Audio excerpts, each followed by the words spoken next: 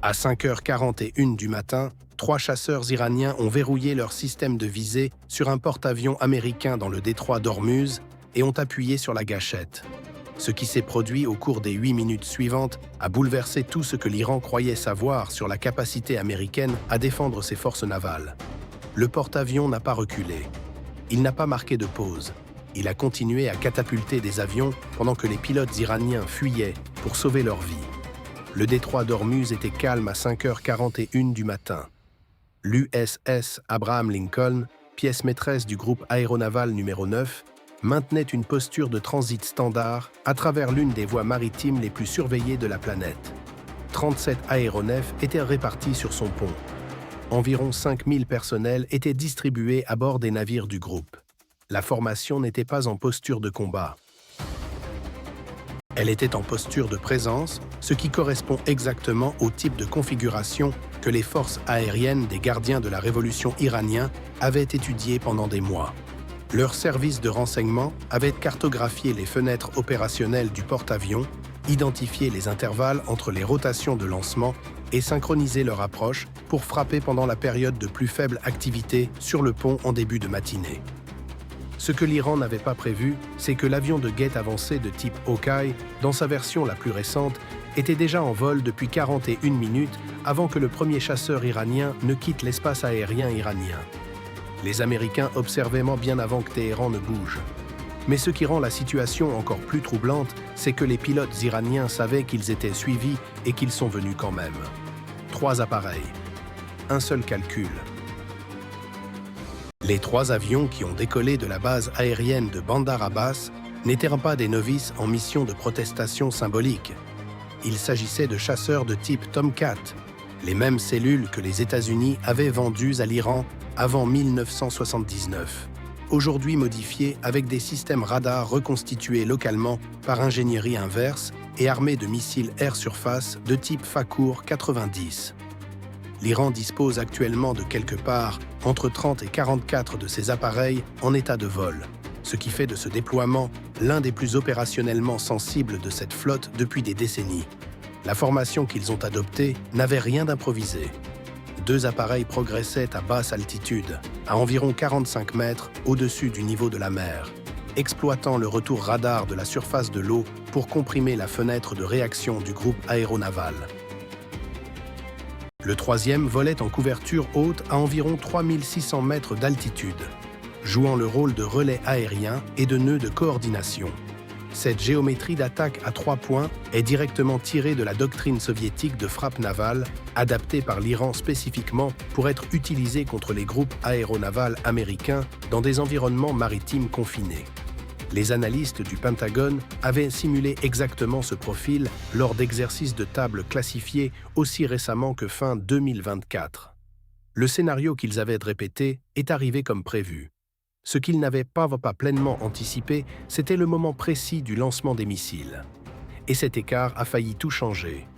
Lorsque le Tomcat de tête est passé en radar de conduite de tir à 5h48, il a déclenché une chaîne de réponse que la plupart des observateurs extérieurs à la marine américaine n'ont jamais vraiment comprise.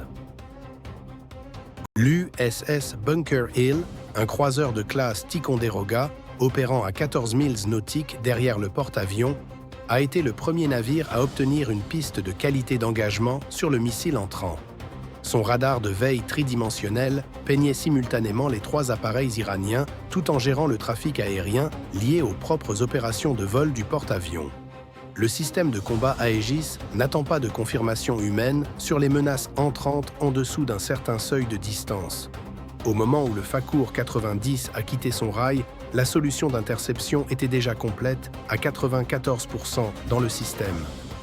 Le missile intercepteur qui a détruit l'arme entrante était en l'air 11 secondes après la détection du lancement. Pour donner un point de comparaison, un opérateur humain entraîné a besoin d'environ 4 à 7 secondes rien que pour confirmer visuellement une menace sur son écran. La machine tirait déjà pendant que les marins traitaient encore le signal d'alerte sonore. Mais le chiffre dont personne ne parle, c'est ce que la suite de guerre électronique a capturé pendant ces 8 minutes.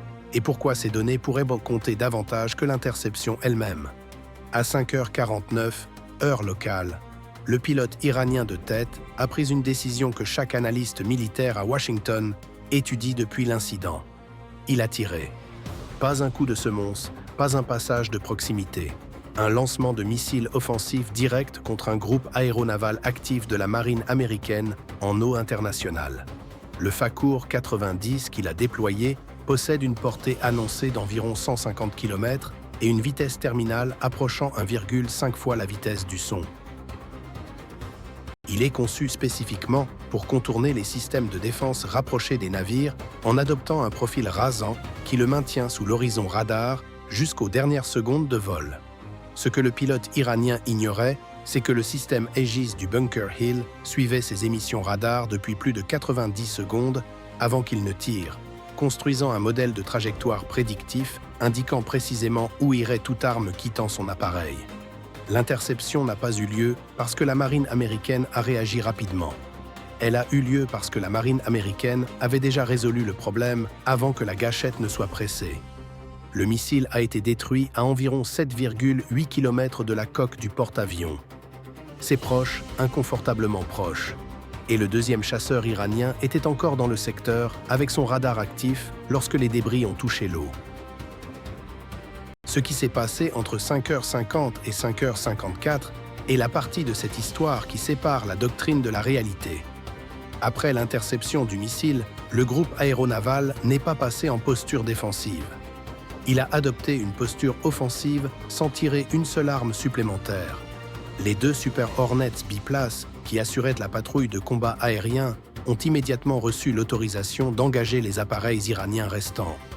Aucun des 2 pilotes n'a tiré de missile. Ils n'en avaient pas besoin.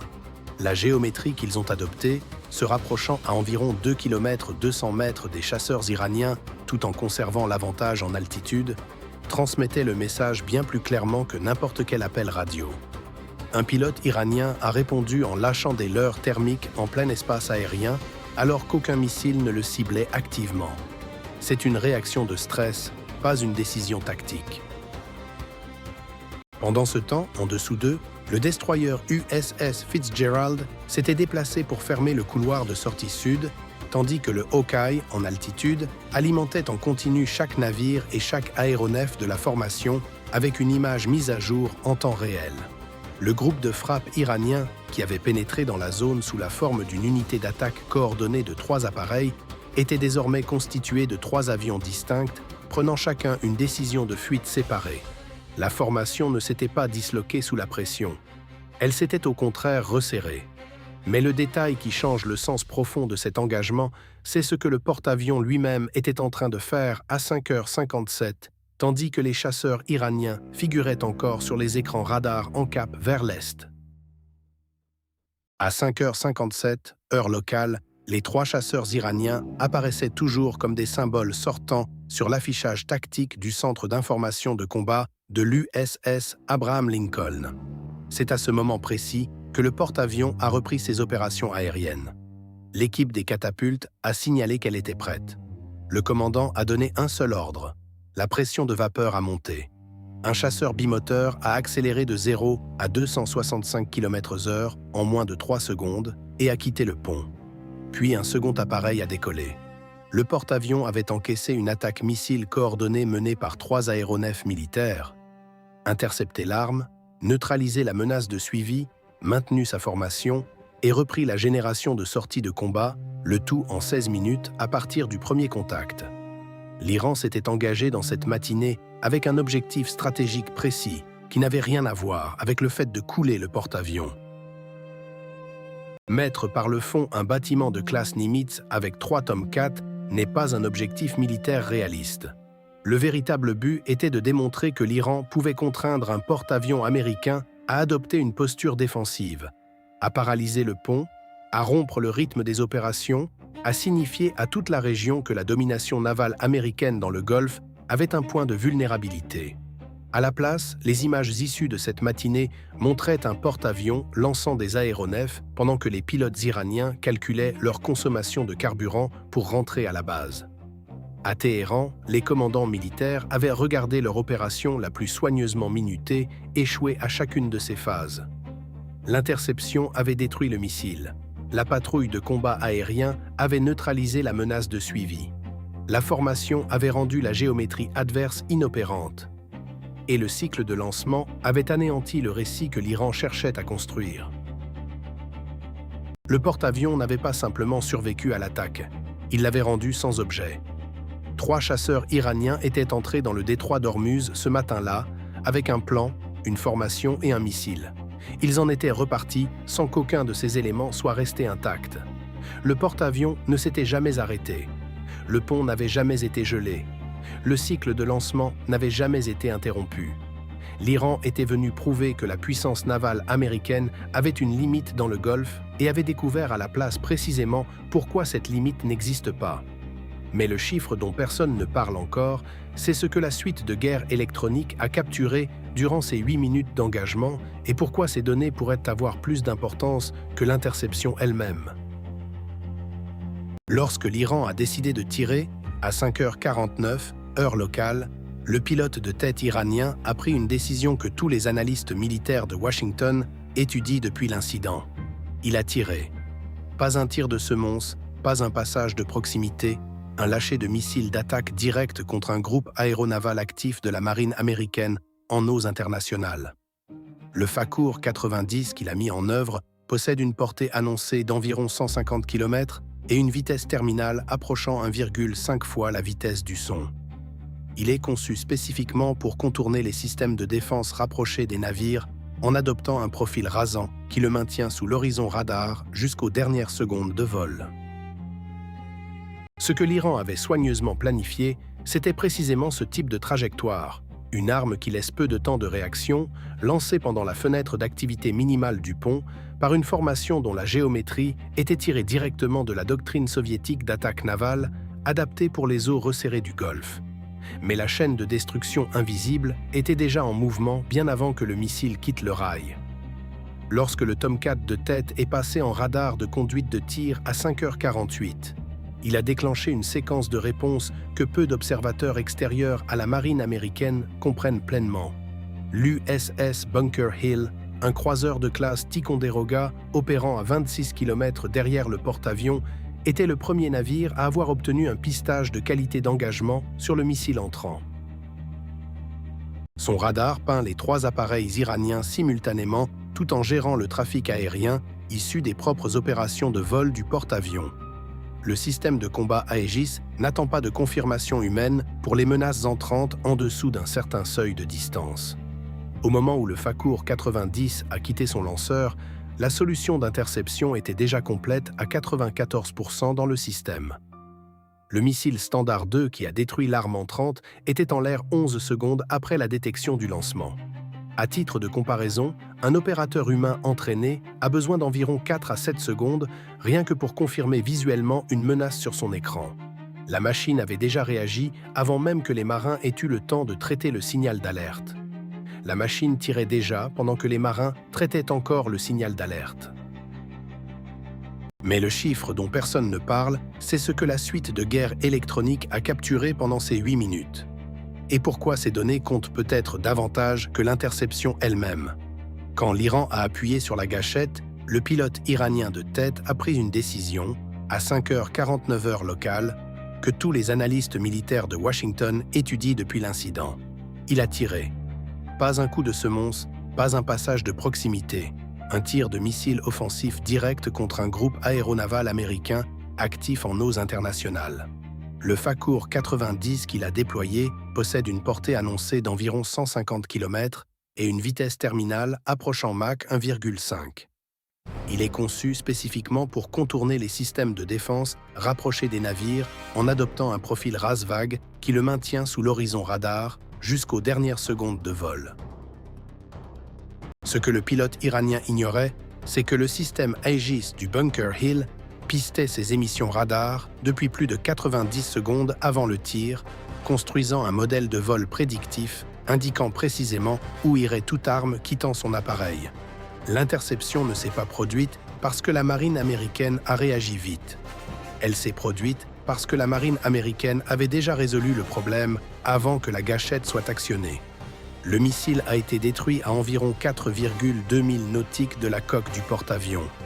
C'est proche, inconfortablement proche. Et le deuxième chasseur iranien était encore dans le tableau, son radar actif, au moment où les débris ont touché l'eau. Ce qui s'est passé entre 5h50 et 5h54 est la partie de cette histoire qui sépare la doctrine de la réalité. Après l'interception du missile, le groupe aéronaval n'est pas passé en posture défensive. Il est passé en posture offensive sans tirer une seule arme supplémentaire. Les deux Super Hornet FA-18 Foxtrot qui effectuaient la patrouille de combat aérien ont immédiatement reçu l'autorisation d'engager les appareils iraniens restants. Aucun des deux pilotes n'a tiré de missile. Ils n'en avaient pas besoin. La géométrie qu'ils ont exécutée, se rapprochant à environ 1,2 mille nautiques des chasseurs iraniens tout en maintenant un avantage d'altitude, a communiqué le message bien plus clairement que n'importe quel appel radio. Un pilote iranien a répondu en larguant des leurres thermiques en espace aérien ouvert, sans aucun missile en train de le suivre activement. C'est une réponse au stress, pas une décision tactique. Pendant ce temps, en dessous, le destroyer USS Fitzgerald s'était déplacé pour verrouiller le couloir de sortie sud. Et le Hawkeye en altitude transmettait en continu une image mise à jour à chaque navire et chaque aéronef de la formation simultanément. Le dispositif de frappe iranien, qui était entré dans la zone en unité d'attaque coordonnée de 3 appareils, était désormais 3 aéronefs distincts prenant 3 décisions de fuite distinctes. La formation n'avait pas cédé sous le feu. Elle s'était resserrée. Mais le détail qui change le sens entier de cet engagement, c'est ce que le porte-avions lui-même faisait à 5h57, pendant que les chasseurs iraniens se trouvaient encore sur radar, cap à l'est. À 5h57 heure locale, les 3 chasseurs iraniens étant encore visibles comme symboles sortant sur l'écran tactique du centre d'information de combat, l'USS Abraham Lincoln a repris ses opérations de vol. L'équipage des catapultes a signalé qu'il était prêt. Le commandant a donné un seul ordre. La pression de vapeur a monté. Un FA-18 Hornet a accéléré de 0 à 265 km/h en moins de 3 secondes et a quitté le pont. Puis un second appareil a décollé. Le porte-avions avait absorbé une attaque missile coordonnée de 3 aéronefs militaires, intercepté l'arme, neutralisé la menace de suivi, maintenu sa formation et repris la génération de sorties de combat, le tout en 16 minutes à partir du premier contact. L'Iran était entré ce matin-là avec un objectif stratégique précis qui n'avait rien à voir avec le naufrage du porte-avions. Couler un bâtiment de classe Nimitz avec 3 Tomcat Fa-14 n'est pas un objectif militaire réaliste. L'objectif réel était de démontrer que l'Iran pouvait contraindre un porte-avions américain à passer en mode défensif, figer le pont, interrompre le rythme, montrer à la région que la domination navale américaine dans le Golfe avait un point de pression. Au lieu de cela, les images issues de ce matin-là montraient un porte-avions lançant des aéronefs pendant que les pilotes iraniens calculaient leur consommation de carburant pour le vol du retour. À Téhéran, les commandants militaires avaient regardé leur opération la plus soigneusement minutée, échouer à chaque phase. L'interception a vaincu le missile, la patrouille de combat a vaincu la menace de suivi, la formation a vaincu la géométrie, et le cycle de lancement a vaincu le récit. Le porte-avions n'a pas simplement survécu à l'attaque, il a rendu l'attaque sans pertinence. 3 chasseurs iraniens sont entrés dans le détroit d'Ormuz ce matin-là avec un plan, une formation et un missile. Ils en sont repartis sans rien de tout cela d'intact. Le porte-avions ne s'est jamais arrêté. Le pont n'a jamais gelé. Le cycle de lancement n'a jamais été brisé. L'Iran était venu prouver que la puissance navale américaine avait une limite dans le Golfe et avait découvert à la place exactement pourquoi cette limite n'existe pas